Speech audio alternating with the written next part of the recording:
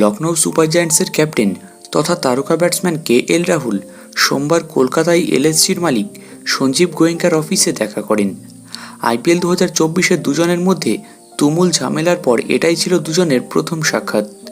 হায়দ্রাবাদের বিরুদ্ধে লজ্জাজনক হারের পর মাঠে KL রাহুলের উপর রেগে গিয়েছিলেন সঞ্জীব গোয়েঙ্কা।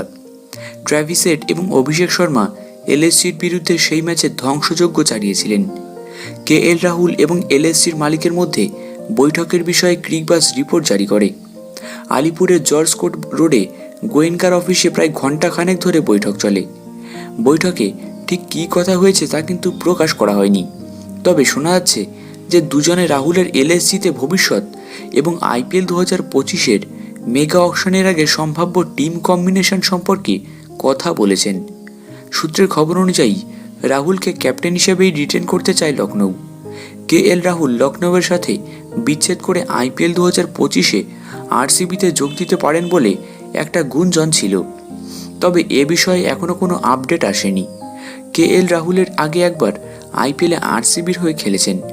এছাড়া হায়দ্রাবাদ এবং পাঞ্জাব কিংসের হয়েও খেলেছেন তিনি। 2013 সালে IPL-এ ডেবিউ করেন লোকেশ রাহুল। তারপর থেকে তিনি IPL-এ মোট 132টি ম্যাচ খেলেছেন এবং 4700 রান করেছেন। 32 বছর বয়সী রাহুল IPL-এ 4টি সেঞ্চুরি ও 37টি হাফ সেঞ্চুরি মেরে দিয়েছেন।